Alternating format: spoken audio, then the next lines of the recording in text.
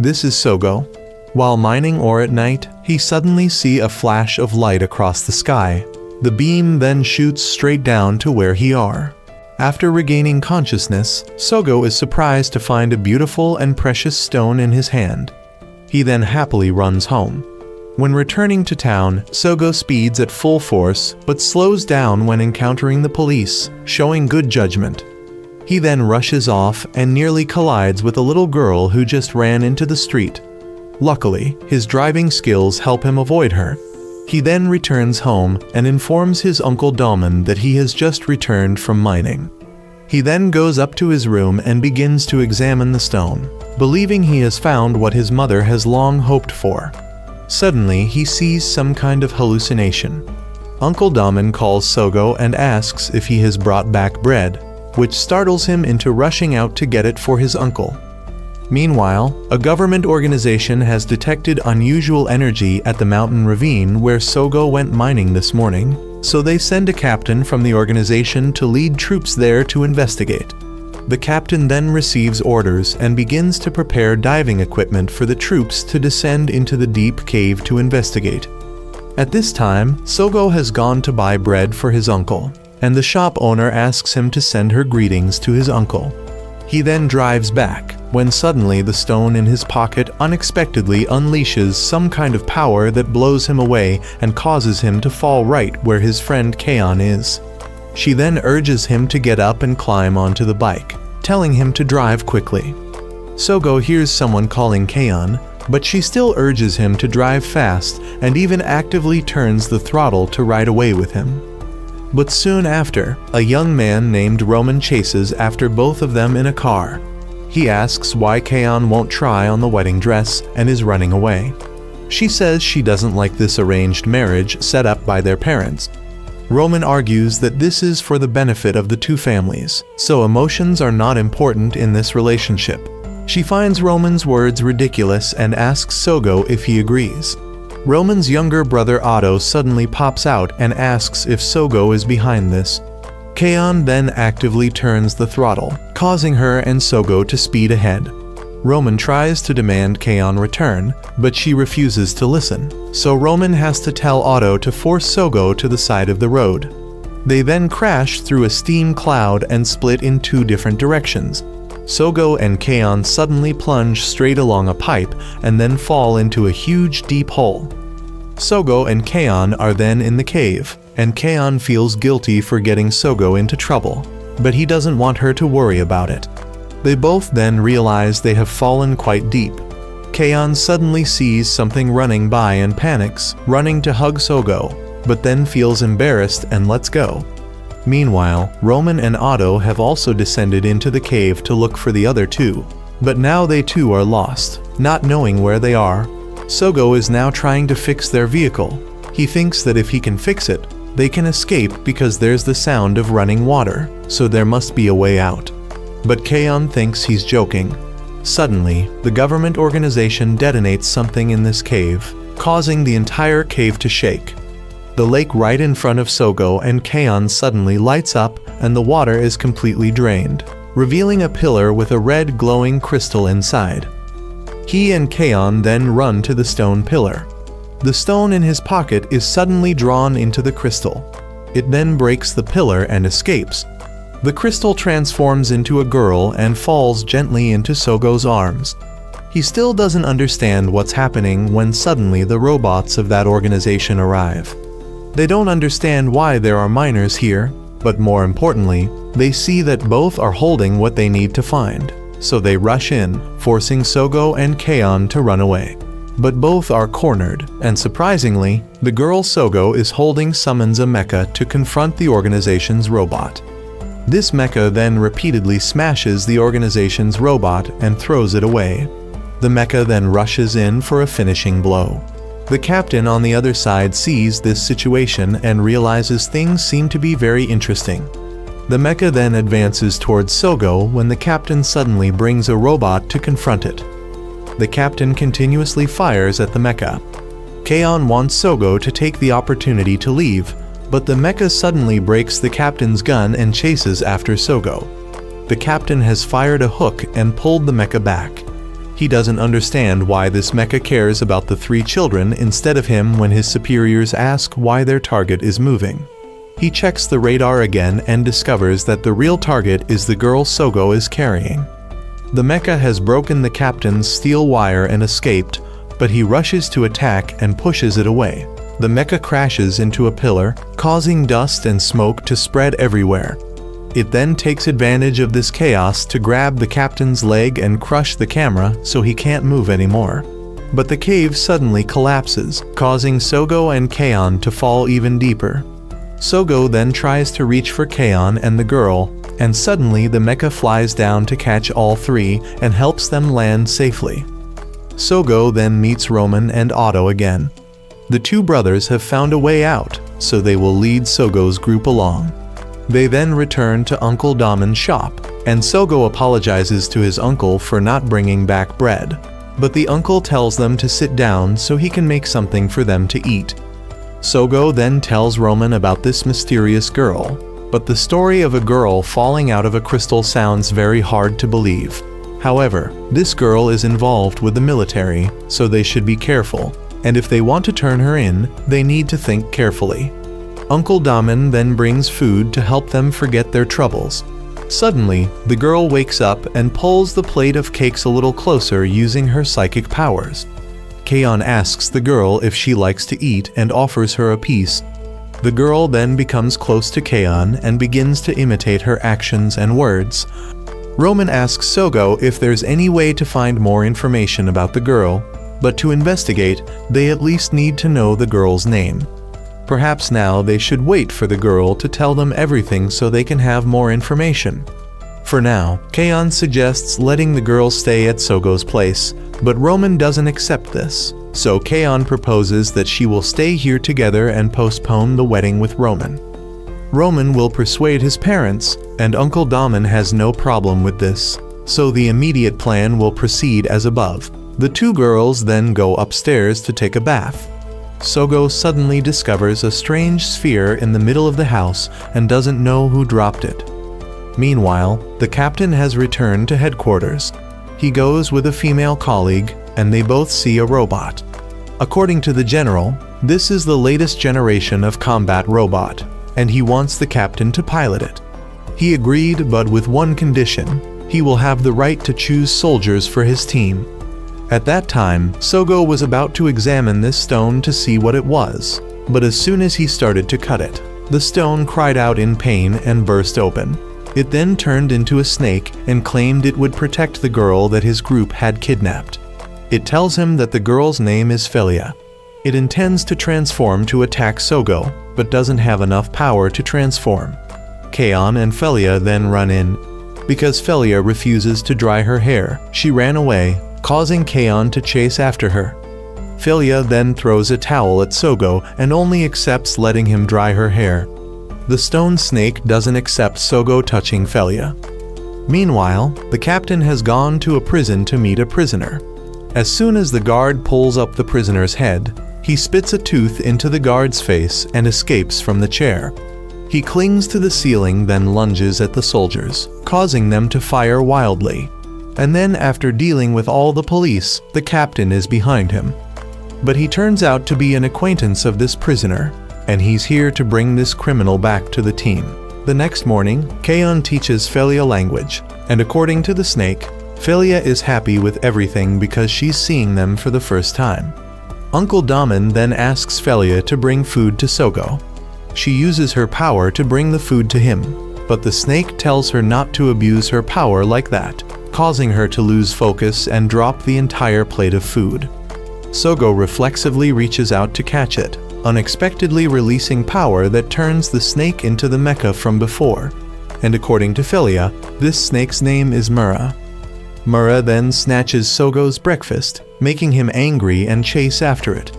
Mura believes it has lived on this planet before humans, so it's a noble creature and Sogo has the obligation to respectfully offer food to it. Sogo throws a broom at Mura, causing it to dodge and fall into Uncle Damon's curry pot. It spills the entire pot, angering the uncle who chases both of them outside. Mura thinks Sogo is petty for making a fuss over just a breakfast. but he believes it's Mura's fault for causing trouble. However, Mura argues that it's Sogo's fault for activating its power, and besides, it saved Sogo's group in the cave, so he should be grateful. Sogo and Kaon then take Felia to the market to have fun and shop. Felia seems to really enjoy the items there. Kaon buys whatever Felia likes and makes Sogo carry everything. When getting off the train, Felia wants to play with the fountain, making Sogo drop everything to rush over. After buying various items and having fun, Mura tells them about Felia's identity, that she is the breath of this planet. Her presence contains nature and life to ensure the world's peace, and it is the guardian responsible for protecting Felia. But no one listens. The group then goes to a bakery to eat a bit. The shop owner is an acquaintance of Sogo and thinks Mura is just a toy Sogo created, but it must be genius to be able to argue with Sogo. Otto sees that the group seems happy, but Roman still thinks Kaon must be worried now. A while later, Kaon buys more cake for Felia. When Sogo objects, she argues that girls really like sweets. Suddenly, Felia is bumped by someone, causing the cake to fly, and she has to use her power in public. Mara forbids this and causes the cake to fall on the face of a young man wearing glasses. He ignores it but keeps his attention on the group. He returns home and starts hacking into the city system, causing chaos. All this is just to target Felia because he's fascinated by her power. The captain and the man he just rescued, Pac, are also in the city, and the captain realizes that the person behind this must also be related to the stock market crash a few years ago. Sogo's group has now escaped to a high place, thinking they're safe, but some nearby construction robots have been hacked and are chasing the group. Sogo and Kaon split up to run. Sogo shoots these skateboards into his face to make him target him. He both makes robots chase and discovers Felia and Kaon in the cable car, so he makes the cable car go higher. He also projects himself to talk and intimidate Felia. Mara can't do anything without Sogo. Felia is scared to the cable car door while Sogo has destroyed that robot to run and pick up the two girls. But that guy has controlled a robot and is wire walking to find Felia. Sogo rushes up, and Mura is thrown to him to activate. Mura rushes to punch the robot down, causing it to break the cable. Everyone falls straight down, so Felia uses her power to slow the fall speed, while that guy is hit by a flying cable, shaving off half his head as karmic retribution.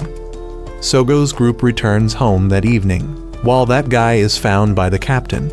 He knows the man is Ulfried and wants him on the team. In the following days, Felia is allowed to work as a server at Sogo's family restaurant. She always uses her power to attract customers, which Mara doesn't like at all. That evening, while everyone is happy, the uncle hears news that a storm will come in a few days, turns pale, and decides to close the shop tomorrow to prepare for the storm. Ulfried is caught again and forced to find Felia or be cut. Sogo thinks the storm must be crazy. The uncle inside suddenly makes a fuss because he lost his shoes. Felia runs down wearing those shoes, so Sogo advises her to return them to the uncle, but she stubbornly refuses. Mura wonders what a storm is, so Sogo says the sky will be full of dark clouds and there will be monsters. But the uncle comes out with a scary face and says the storm is even worse, with violent rain and wind that can blow off roofs, and thunder rumbling. It was during that storm that the uncle met the love of his life and starts to tell the story. But no one wants to listen, and they all leave. At this moment, Ulfried had helped the captain infiltrate the cameras around the city and started searching for Felia. Suddenly, Ulfried found Felia again, and coincidentally, she was also the captain's target. The whole family was now working on repairing the roof to protect against the storm. Uncle had started assigning tasks and needed Felia to bring the bundle of wood into the house. Seeing Uncle hammering, she imitated him and was supervised by Mura to prevent her from using her powers recklessly. Mura was thrown onto the top of a wooden beam and then thrown back down. Felia got bored, so Kaon invited her to pick vegetables in the garden. The little girl used her powers to uproot the entire garden at once and spin them into a circle. While they were repairing, suddenly the bread seller sister came to find her. Seeing both of them fixing the house, she left the bread inside and asked Uncle to come to her shop later to check something. Suddenly, the Ramon brothers arrived with a robot to help, but Sogo wondered about the cow, and he said it was there to be slaughtered. Alfred spent all his time staring at Felia, which disgusted Pac. Ramon then followed his younger brother's instructions and activated the robot, but there was already a malfunction forcing Mura to transform and stop it. However, both were knocked down by the inertia and damaged part of the shop. Luckily, by evening, they managed to finish the repairs in time. Everyone invited each other to have a party. Roman tried to invite Kaon, but she declined because she wanted to eat vegetarian. Felia kept eating secretly. Kaon still felt jealous of Sogo because he could do whatever he wanted. She also felt sorry for Sogo because he didn't get to see the fruit festival that Felia made in the afternoon. Everyone wanted to see it, so Felia made the fire from the grill fly up into fireworks. Mara prevented it too much and ended up getting hungry. The next morning, Kaon and Sogo had to go to school, so they left Felia at home. She didn't like it, but it was mandatory. She got angry and used her powers, but Mura stopped her. She angrily threw it away and accidentally broke the glass. Uncle had to fix it and took the opportunity to reinforce the shop against the storm. Uncle went out for a while and asked Felia to watch the house. Sogo, who had stopped under the bridge to shelter from the rain with Kaon, received news that the school was closed. Both planned to wait a while for the rain to subside before going home. But during that time, the captain and Pac had come to the shop to capture Felia. Pac wrecked the entire shop before taking her away. Sogo felt uneasy, so he ran home bareheaded, and on the way, he passed by the car carrying Felia away without knowing. When he arrived at the shop, he saw that Felia had been taken away, and Mura had just managed to get back in here after being powerless to help Felia. He saw the whole shop had been destroyed. Mura informed that 2 individuals had come here to take Felia away. He knew they must not have gone far yet. The little girl was now approached by Alfred. He wanted Felia to eat, but she refused and demanded to see Sogo. He thought Sogo had done this to his head, so he would never let it go. Sogo was still rushing through the rain. Mura had sensed Felia's presence and guided Sogo. The captain's group also noticed someone approaching and knew for sure it was Sogo. Kaon had just returned to find the entire shop gone. Meanwhile, the captain's boss had come to the finance committee to ask why they needed the captain to capture Felia. This person believed that Felia's power had the ability to change the entire world. Sogo had now reached the mountain gorge, and Mura informed him that Felia was deep inside. He had to go in, and the captain's group only now realized. The captain remembered that he was the one who appeared in the cave that day. He approached the captain's armored vehicle and was shot at by Pac. Felia tried to call Sogo's name in vain. After dodging for a while, but unable to dodge everything, his surfboard was also shot. He had Mura block the way. The captain, seeing that the opponent had revealed himself, brought out his weapon to use. For some reason, Mura lost one arm, so it was much weaker than in the previous encounter. Sogo had sneaked onto the ship but was ambushed by Pac, who was waiting there. He was caught, and Mura outside was also beaten back into its small form. The captain was very frustrated that the opponent had escaped. Sogo was beaten up and thrown into a room to be imprisoned. Meanwhile, the plane to take Felia away was about to arrive. Sogo helplessly called for Felia. She heard and both tried to call each other. He looked up the ventilation duct and met Mura again. It jumped down and transformed its tail into a sword to break the door for him to escape. Felia's door was also opened, but it was Pac opening it. He came to take her away for the handover, but when they reached the door, they heard that the plane couldn't land yet. Sogo chased after them immediately. As he ran up, Pac threatened him with a knife. Felia used her powers to cause chaos. Mura ran up and shot a rope to pull Pac's hand away. He punched Felia. Mura ran up and Sogo quickly activated the transformation. The transformation had changed as Mura now looked more impressive. Seeing the new enemy revealed, the captain ran to the robot to start it up. He had someone increase the robot's speed by 5 times and fired a few shots first. He stopped firing when he entered the battle. Both rushed in to punch each other. Mara seemed to be losing the fistfight, so it took out a gun, flew up, and rained down bullets. The captain found this a bit unsightly, so he also took out his gun to shoot back. Sogo wanted to run to Felia, but was blocked by Pac. He brought out a robot to make sure he could take Sogo's life. The captain couldn't fly to shoot back, so he had to hide behind a rock for temporary cover. He recalled his time in the war before. He raised his gun and fired randomly, hitting once. Feeling encouraged, the captain ran out to attack, but was met with continuous fire from Mura. Taking a whole barrage of attacks, the captain was helpless to endure as there was no way to dodge. At this moment, Sogo was about to take a beating when Felia enlarged her energy ball and flew it towards Sogo. She took him away, and Mura flew after them. All 3 landed in an area quite far from the previous battlefield.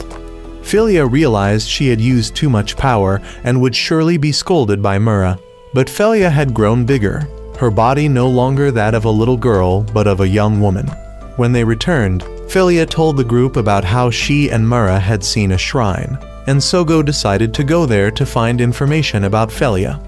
Kaon also wanted to go, but Roman wouldn't allow it, fearing for Kaon's safety.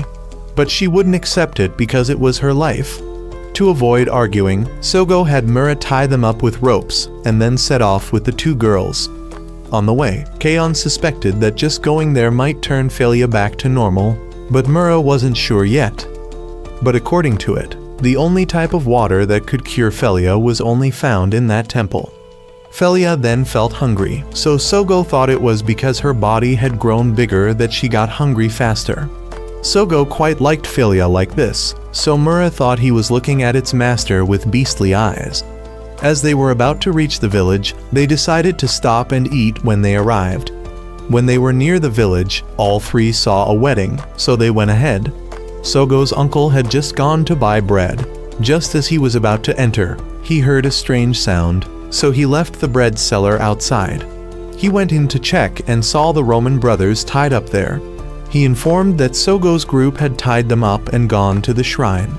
He called home to prepare robots to chase after them. The finance committee noticed that Felia had left the city, so they called the military.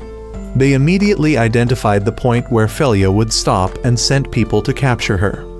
Meanwhile, Sogo's group was walking behind the wedding procession when Sogo teased his friend about not having tried on a wedding dress yet. Because Sogo was too close, she was startled and accelerated, overtaking the wedding procession and causing the flower bearer to sprain her ankle. Having caused trouble, Sogo stepped up to take over. When they arrived at the venue, the bride apologized for the inconvenience, but Sogo said it was his fault. The flower girl wanted someone to replace her completely because the flower-bearing couple usually becomes closer, with some even ending up in marriage. Kaon was hesitant because they would be seen as a couple, but Sogo said they were just close friends, so there was nothing to worry about. But she was still afraid she couldn't handle this responsibility, so Sogo let Felia take over.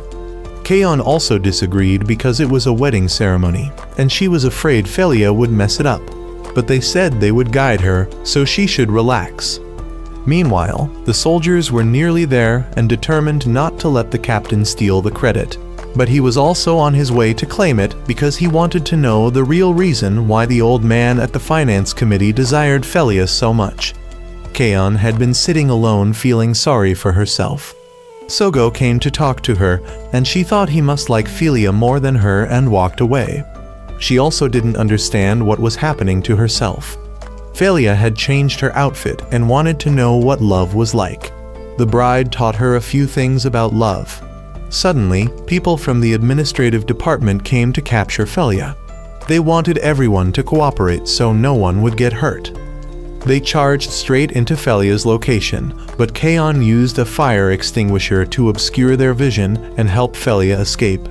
Sogo had Mura transform to divert some of their firepower, and they decided to capture both at once. While Mura was struggling on one side, Kaon led Felia into a warehouse to hide. She wanted to change clothes to buy time, which moved Felia deeply, and she expressed her love for Kaon. As they were expressing their feelings, they were discovered. Felia was captured, so Mura wanted to rescue her, but was held back by the commander. Kaon tried to save her, but the commander was about to deal with her when Roman arrived with his brother and robot to save his future bride. He shot, but Kaon feared hitting Felia, so he pulled out a meter-long weapon and charged in to strike wildly, successfully rescuing Felia. After saving her, Mura flew in to take both of them away, returning fire and taking down 2 enemies in one strike.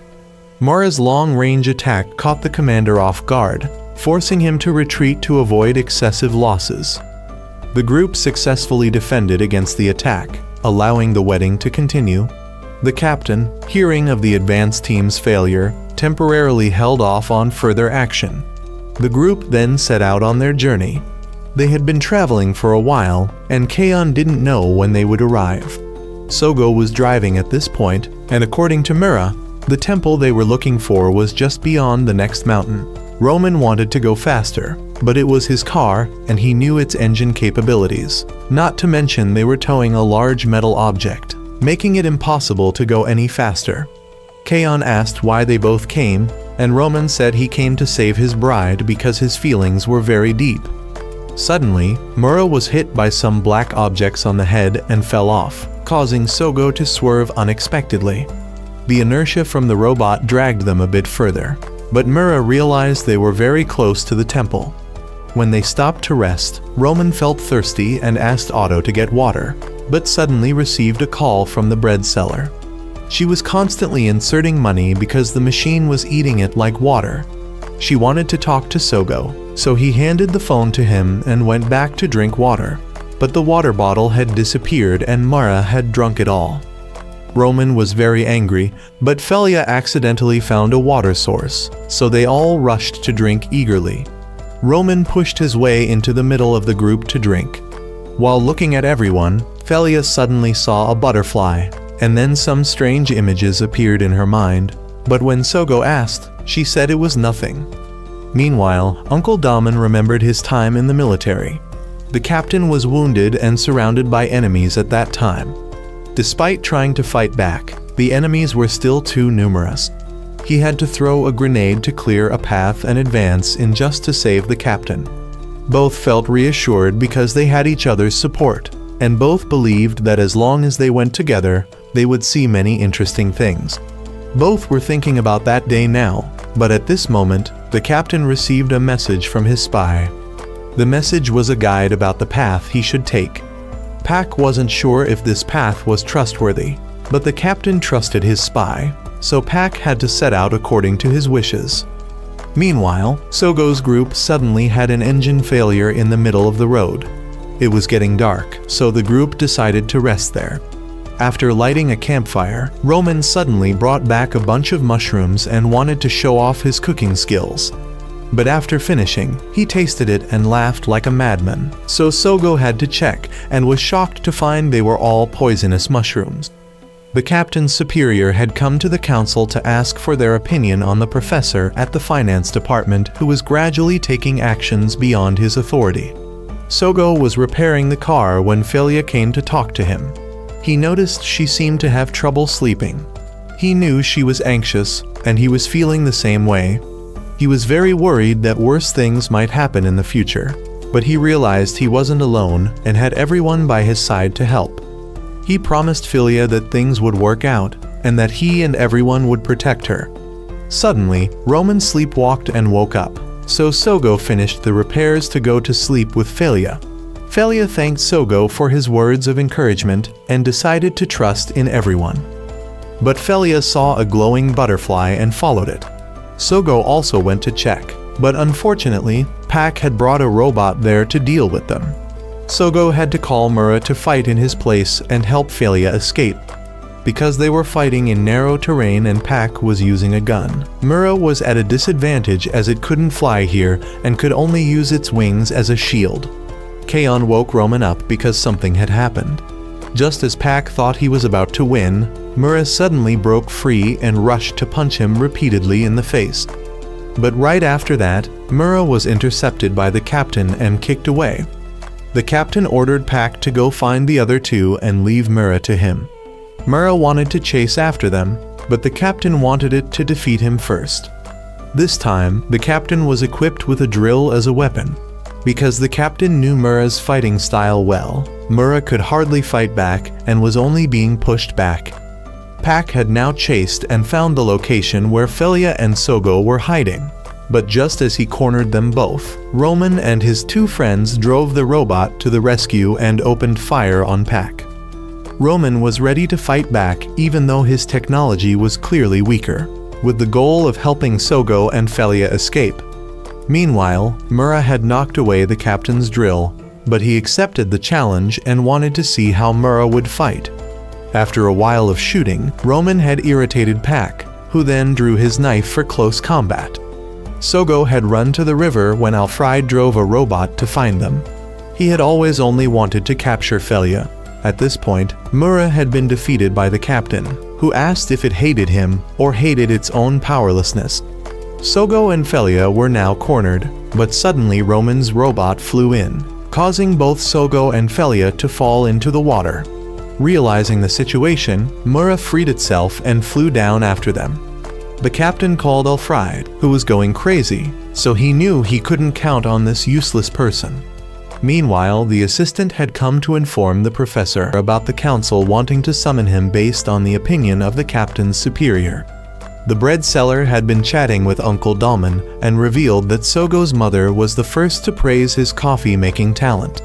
He had been disappointed with his hands that had harmed many people, but when he learned that these hands could make something beautiful, he decided to open this shop. He revealed that Sogo's mother had disappeared to hide an important secret, so Sogo was entrusted to him. He had always tried his best to protect him, and now he suddenly pulled out a gun and pointed it at the bread seller's face because he knew she was the spy the captain often contacted for information. He had asked her about Sogo's whereabouts. Sogo had just woken up and saw his friends nearby. He called Kaon and everyone to wake up, but no one knew where they were, and Felia and Mura were missing.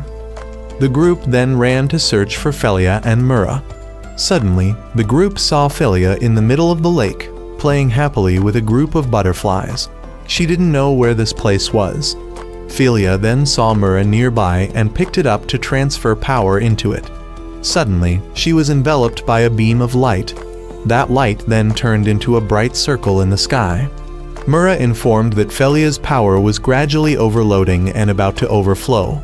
But the good news for them was that they were about to reach the temple to cure Felia. Sogo came to support Felia and told her to wait a little longer because they were almost at the temple.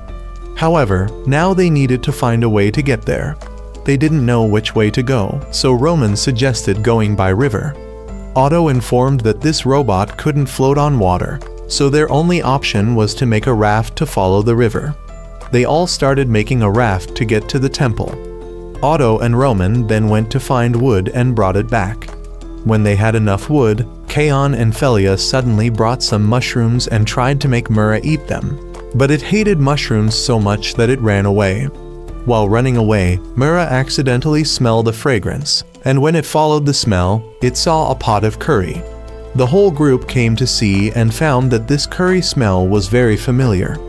Uncle Dahlman appeared and revealed that he had followed the group here. He knew for sure that everyone must be hungry by now. During that time, the captain had received supplies and improved the robots so they could fly. Alfred had tried to contact the spy, but the bread seller was now sitting motionless due to something Uncle Dahlman had done. The uncle, while picking some ingredients to cook for the group, remembered when he was in the military and was friends with that professor.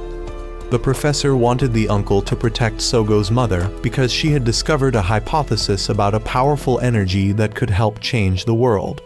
The professor desperately wanted to create something that could change the world, so even though it was just a hypothesis, he still wanted to support Sogo's mother in developing it. Uncle Dahlman was ready to be the helper.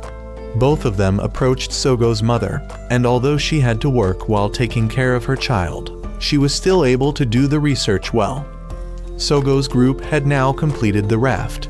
He was preparing to proceed with the group, but Uncle Daman advised him not to go further because the army following them would lead to their death. Sogo had already realized this, but he still wanted to protect Felia even at the cost of his life, and that didn't concern the uncle. The uncle had to punch him to help him come to his senses. The uncle thought that Sogo was planning to put his friends in danger just for his own desires. Would he only realize when it was too late? His mother had also lost her life because of her own desires. Human life is very fragile and easy to lose, and once lost, no amount of crying or effort can bring it back. The uncle's words made Sogo reconsider. He turned away for a moment. That night, Roman came to talk with Felia for a while. Uncle Daman truly cared for Sogo, and Sogo cared for everyone, but they were now risking their lives just to help Felia alone. Sogo went to a corner to reflect. Uncle Daman remembered the past when Sogo's mother had created a new type of energy that could replace the current energy source. But some elements opposed it, so the uncle was tasked with dealing with these elements. While he was away, someone came to Sogo's mother's research room to steal the results she had worked hard to invent. When Uncle Daman finished his mission, he discovered that Sogo's mother's laboratory had been attacked. The entire room later exploded, and Sogo's mother lost her life trying to protect her research results. Sogo was too young then to understand everything, so the uncle adopted him. Not long after, the uncle found the person who had stolen Sogo's mother's research results and shot him dead. The uncle then emptied the entire magazine as if to vent his anger. Sogo was now confiding in Mura. He didn't want to leave Felia alone, but Uncle Daman's words were not wrong that he would be facing even more dangers. Sogo decided to let everyone return while he and Mura would take Felia to the shrine themselves. Mura and Sogo used to hate each other, but now for the common goal of protecting Felia, they had become civil with each other. They both found each other to be odd, and Mura decided to tell Sogo something. Mara showed him some pictures of an energy source from space. Those energies had crystallized on Earth and created Felia and Mura. Felia represented that planet itself, and Mara had the responsibility to protect Felia. Each planet with life would have different Maras and Felias. Felia's overuse of her powers could cause her to gradually weaken and disappear, which is why they needed to go to the temple to restore Felia's power. Because Sogo also wanted to protect Felia, Mura told him this. Meanwhile, Uncle Daman had sneaked onto the captain's ship and met his old friend. The uncle wanted to take the card, but the captain hated him because he had left him in this world full of deceit. To the captain, Daman was the strongest warrior he knew, but the uncle thought the captain should consider the Daman of the past as dead during a mission. The current uncle was just someone trying to protect his nephew, and then he disappeared. At this time, Felia was also not sleeping, and was called by Sogo to leave. Now Felia has also decided to let everyone stay behind because she doesn't want them to be in danger. The three of them then set out together while everyone was still sleeping, so they couldn't stop them or demand to come along. In the past, Sogo had often visited his mother's grave to cry. Uncle Daman always came with the curry that Sogo liked to coax him to return, but he adamantly refused because he only wanted to eat the curry made by his mother herself. The next morning, Sogo was still angry at his uncle for being so cold. Felia thought Daman was Sogo's father, so he explained that the uncle was just a friend of his mother. When he first adopted Sogo, the uncle couldn't do anything properly. Cooking and laundry were all terrible, and the curry he made was very different from what Sogo's mother used to make. But even so, the uncle always tried again and again just to let Sogo eat curry similar to what his mother used to make. Kaon's group has now left on the raft because they know Sogo has chosen to go with Felia, so he will have to bear the consequences, success or failure. After the argument with Daman, Roman isn't sure if Sogo will ever return to the shop. Meanwhile, the uncle had used the captain's card to break into a military base, but the captain's card was blocked, forcing him to pull out his gun and shoot the guard straight in the head. Soldiers then came, forcing the uncle to eliminate them all to get inside. He successfully opened the door, but at the cost of being shot due to carelessness. Sogo now knows they will have difficulty getting through because soldiers from the previous wedding incident have now surrounded the area ahead. But Sogo won't give up and will take Felia to the shrine at all costs. Felia then wants Sogo to promise to return the notebook to his uncle and make peace when they return. Suddenly, all three are discovered by enemy planes, so Mera rushes out and transforms to fight. The enemy then hears that there are only 2 kids and a robot, so they mobilize all forces to deal with them. As the two are trying to follow the mountain path to escape, they are discovered by a plane, forcing Mera to rush to rescue them. Mera damages the plane and lets it fall straight down. The enemy then has to use anti-aircraft guns to deal with Mera thoroughly. Roman has now decided to go help Sogo. Otto thinks that Sogo left them behind, so why should they help? Roman believes that Sogo's personality has always been like this, so he needs a beating to wake up. Uncle Daman has now dragged himself to find his professor friend, but he's not here, so the uncle asked the secretary here to pass on a message, saying he will arrange to meet the professor at the cemetery where Sogo's mother is buried. Sogo and Felia are now cornered. Mera is flying in the sky and is being attacked by all the enemy missiles. Although Mera dodged one wave, the enemy fired another, so Mera used these missiles to return fire to the enemy. Mera also rushed to deal with the commander, but the captain came. Instead of aiming at Felia, the captain wants to find Uncle Daman. The uncle has now come to the cemetery to visit Sogo's mother's grave. He says that he has called his professor friend and asked him to do something only he can do, which is to leave Sogo's group alone. The captain really wants to fight Mera, but now he wants to find Sogo more than fight. Hearing this, Sogo decides to show himself to distract so Felia can find the shrine. Because Mera is keeping the captain from catching Sogo, he is ambushed by Pac from behind. Alfid also throws a gun to the captain for him to shoot straight at Mera. He believes that although ganging up on Mera is unfair, it was Daman who taught him that on the battlefield, only victory is most important.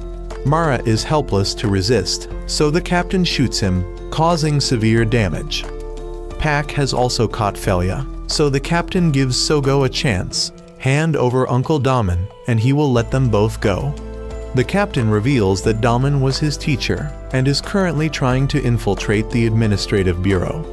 The uncle is now recounting beautiful memories with Sogo to his mother. This is the first time he's argued with Sogo, and he's afraid the boy will hate him. He's very afraid of being hated by Sogo because he loves him very much.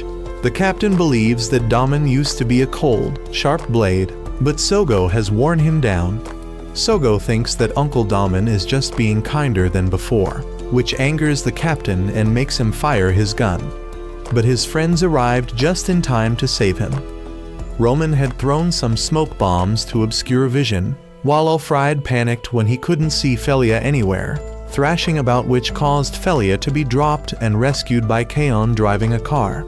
Sogo rushed to Mera and tried to wake it up, but Sogo suddenly fell into a bullet hole in Mera's body and somehow merged with it.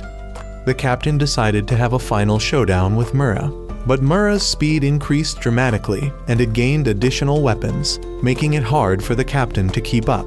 Sogo couldn't lose because he didn't want Uncle Daman's efforts to be wasted, and he wouldn't let the captain tarnish Uncle Daman's image in his eyes. He then successfully defeated the captain, and Pac had to fly in to save him. Sogo now felt confident that he had become a true man by protecting Felia. That afternoon, while the uncle was waiting for his professor friend, someone suddenly came to see him. Meanwhile, Sogo had received Uncle Daman's book back from Felia. He realized it was a curry recipe book that the uncle had worked hard to research. Although it wasn't like the dish his mother used to make, the uncle's version was the best. The person who came to see the uncle turned out to be Sogo's mother. The uncle was caught off guard and lost his life because she was the secretary who didn't want the uncle's work to affect her boss. Sogo's group then gradually moved into the shrine area. On the way, they noticed some strange stones and didn't know what they were, but Felia felt both familiar and unfamiliar with them. Sogo asked Mura if they were on the right path, but it couldn't be certain. When Felia almost fell, Sogo caught her, and suddenly Felia had a strange feeling when Sogo touched her. The stones also lit up and reacted to Felia's emotions, prompting Sogo to go and check. Kaon came to ask Felia how she was, and when Felia described the feeling, Kaon understood what Felia was experiencing and told her that one day she would understand. The older sister who sold bread had come to the cemetery to find Uncle Daman, only to discover that he had passed away. Sogo's group had now seen the shrine and decided to rest there for the night before continuing tomorrow. Meanwhile, the captain was waiting for news when a spy suddenly reported that Daman had passed away. The captain was shocked, but also angry because he no longer had the chance to surpass Daman. In the evening, Sogo's group slept around the ancient tree. Felia couldn't sleep, so she went for a walk and found Sogo picking a type of flower that he heard could help reduce Felia's fever. Roman had also asked Kaon honestly about how she felt about their marriage, saying he was ready to call it off if she didn't like it, as he wanted to respect her decision. Kaon advised him not to marry for family reasons, but to marry someone he liked. However, the person he had always liked was her, so if she reconsidered, he was still ready to propose to her. Felia thought they had made it this far thanks to Sogo, but he believed it was because everyone had worked hard together. He then noticed the stones unexpectedly lighting up again, looking very beautiful. Sogo told Felia that since childhood, he had always wanted to find the red crystal for his mother, and he had met Felia because of it. He also got to go on this adventure because of her. Initially, he thought Felia was just a clue to help him find the red crystal, but now his thoughts had changed. He wanted to go to many more places with Felia, and now Felia seemed to understand what Kaon meant when she said she would understand the emotion she was feeling. Felia was about to say something when Sogo suddenly found the flower he needed, so she put it aside without saying anything yet. The next morning, the group approached the shrine, and the three boys tried hard to open the door, but it was quite sturdy. Suddenly, a light appeared around Felia, and right after that, she fell into a hole beneath her feet. The group then accidentally found the entrance and immediately chased after her. But when they arrived, Sogo discovered that Felia was trapped in a crystal, just like at the beginning. Sogo advanced to rescue Felia, but the surrounding water pushed him back. It seemed this place didn't allow them to get close to Felia. A beam of light shot up into the sky, and the professor realized the moment he had been waiting for so long had finally arrived. The crystal then radiated and unexpectedly transformed into a robot similar to Mura but black in color. Felia was absorbed into the black robot, forcing Sogo and Mura to engage in battle. As Sogo and Mura charged forward, they were suddenly pushed back by a shot from the black robot. It then fired a few shots at the ceiling to fly out of the shrine. Sogo and Mura didn't know what the black robot was but pursued it anyway. Both sides then took their fight outside. Sogo noticed that the black robot was only trying to escape and fired back only to shake him off, but he had gotten close enough to force it to use its weapons to fight back. Sogo wanted Mura to be careful because Felia was inside, so they couldn't attack too aggressively. As both sides continued to chase each other through the clouds, the black robot suddenly hid in the clouds to launch a surprise attack on Sogo, causing him and Mura to fall. Felia now woke up inside the robot, while Sogo was waiting for a moment when the black armor was vulnerable to attack.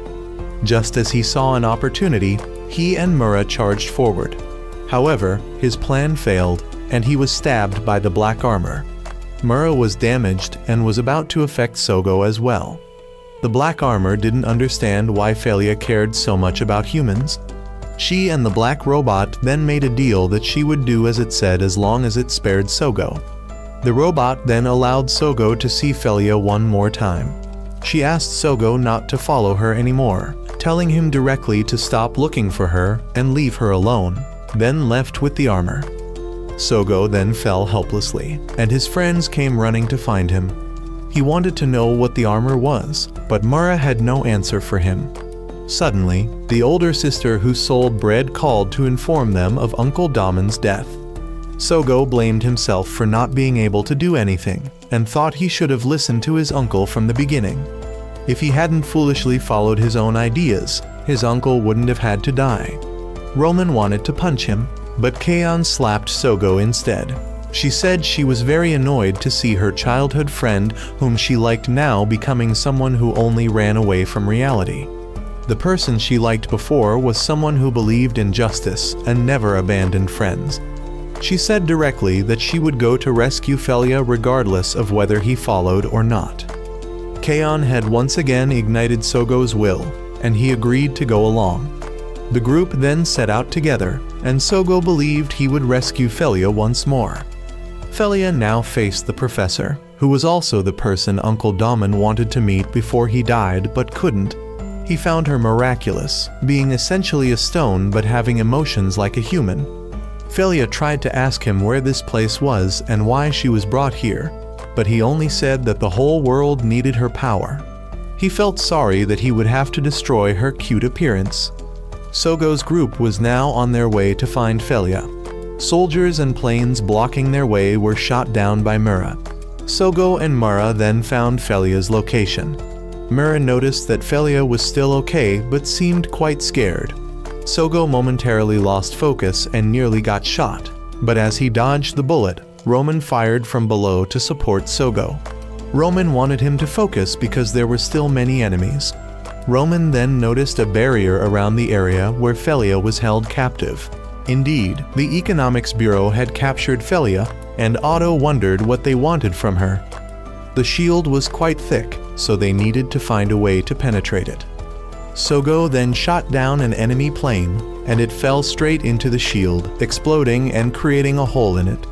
As soon as the opportunity arose, Sogo immediately advanced before it could recover and close. Sogo only managed to reach his hand through the shield and repeatedly punched it to widen the gap. When it was big enough, Sogo let Mura enter. But just as they entered, suddenly Mura encountered a problem and fell down. Kaon also lost contact with Sogo's group. Somehow, Mara had been transformed into human form, and she shot webbing to get Sogo out of danger. When she jumped down below, she was shocked to find herself in this form. Meanwhile, the Roman group was trying to find a way in to support Sogo.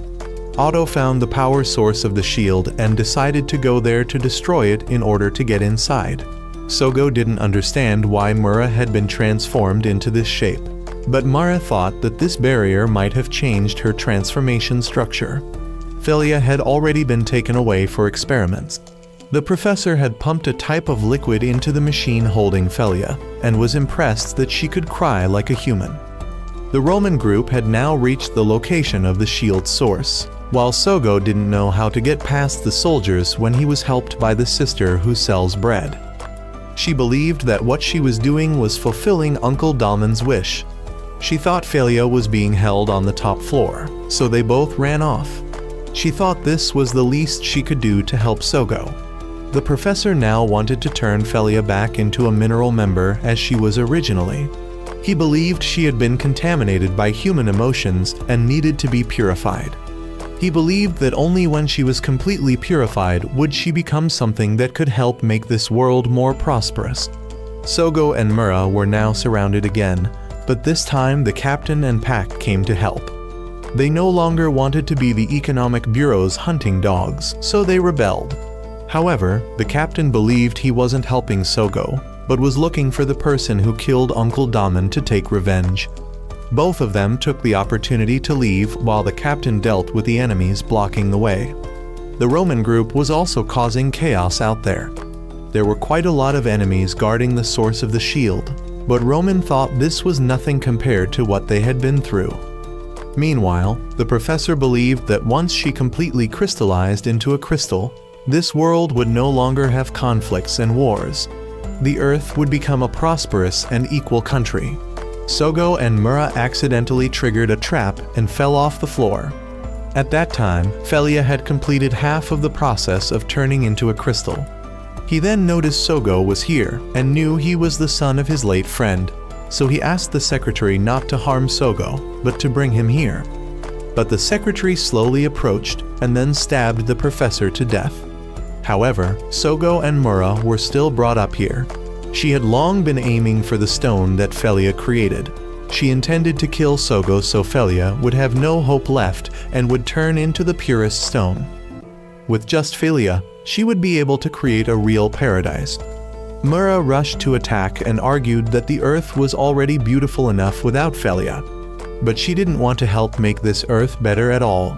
She wanted to use Felia to save her dead planet and didn't care if this world died because the people here were too stupid. While Mura was fighting, Sogo had run up to try to save Felia. He tried to smash the machine in vain and blamed himself for not chasing after her back then. The secretary believed that all humans were the same and were a bunch of fools. Felia had completely turned into a crystal. Her planet had also arrived right above and Felia was completely encased in stone. She then transformed into a robot to finish off Sogo. But Roman's side had timely destroyed the shield and helped Mura transform in time to protect Sogo. Mura had pushed the secretary back and decided to protect Felia together with Sogo. In the mental world, Felia only met Sogo and he apologized for coming late. But she didn't care because he really had come to save her. She had asked Sogo where everyone else was, but he just stayed silent. He believed that no matter what, he would still be by Felia's side and wanted to go with Felia to a world with just the two of them, a happy and ideal world. Even if there was no one else left now, Felia still had him. However, he still worried that he alone will not be able to fully protect Felia, but he still believed that in a world meant only for the two of both will find peace, a world where there is no harm but only happiness for everyone. Outside right now, a giant ship has risen in the middle of the city. Meanwhile, Felia is being asked by Sogo to give him the key so they can reach that ideal world. This Sogo wants her to use her power as she has always done before. If she's unclear on how to use that power, he suggests she just use it and they'll figure out how to explain this power together.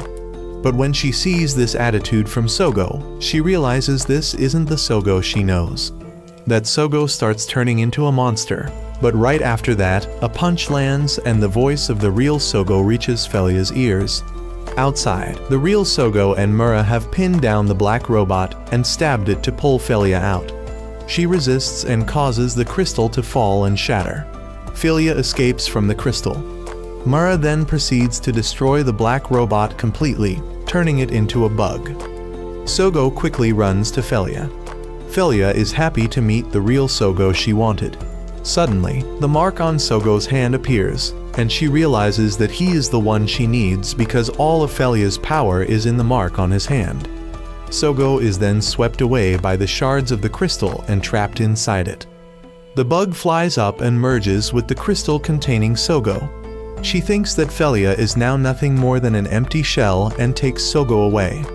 When Felia wants to go rescue Sogo, Mura stops her because her power is now insufficient. But she thinks that even if it's not enough, she still wants to go because Sogo has saved her many times no matter how dangerous it was. Therefore, she also wants to go save Sogo. The black robot is now waiting for the two worlds to collide and become a single world, and at that time, she will start using Sogo's power. Felia has recklessly abused her power to enhance Mura to make her look cooler and more awesome. Mura is also fed up with Felia because she is truly a troublesome master. The two of them then go out into space together to fight. Everyone has heard about a planet overhead, so they quickly evacuate. I wonder where these people plan to escape to when the two worlds are about to collide. A vortex has started to suck the two worlds together, while the two robots have now faced each other once again to fight. The black robot has fired shots to push Mura back. When Mura tries to dodge, the black robot flies far away to keep distance. After a few exchanges, they realize that the black robot is also a guardian angel. When Mura is attacking too aggressively, Felia has to remind Mura not to harm Sogo. She then chases after the black robot and asks why she is targeting Sogo when she already has a master. She reveals that her master has died, killed by the very people living on that planet. The planet she used to protect was a beautiful place with many magnificent natural landscapes. She was proud of her master's world and happy to serve that person, until humans began to multiply and gradually spread all over the world. Then the humans there exhausted all the resources and caused her master to die. Jealous of Earth, she came here hoping to find a new master, and now she needs Sogo to merge the two planets into a new planet to continue her mission. But when she arrived on this Earth, she couldn't meet Felia yet. She had waited through 3 civilizations passing, so now she couldn't be picky and had to accept the professor as her master, until Felia and Sogo appeared. Felia should have been the one she needed to capture, but she didn't have the key to unlock the power. And now the black robot thinks everything she's done is a challenge to turn her into an omnipotent angel. Mara thinks the black robot is crazy, but she believes that impure beings like Mura need to disappear. Both sides have engaged in battle, and Mura can't fight at full force for fear of harming Sogo. The black robot believes she doesn't need this Earth with its humanity, but will create a perfect world according to her will. The black robot then informs Felia that it was her power that pulled the robot's old dead planet to Earth at this time. So Felia tries to fly down and use her power to prevent this dead planet from colliding with Earth. But as the black robot said, Felia's power is now all in Sogo's hands, so she can't do anything. Mura and Felia are then hit by the black robot and severely damaged. The two planets are also about to show signs of breaking apart. Felia realizes that she's not like an angel, but a demon for causing Sogo's homeland to be on the verge of destruction. But Mura believes that if she had never given life to this planet, none of the good things would have happened. Felia then tries to use her power again. Mura is happy to be Felia's protector. She then turns back and uses all her strength just to rush forward and hug the black robot to send a message to Sogo. They then meet again in an all-white space. She expresses her love for him and that she will always be by his side, watching over him at any cost. The two planets then return to normal. Sogo wakes up in the cockpit and reunites with his friends.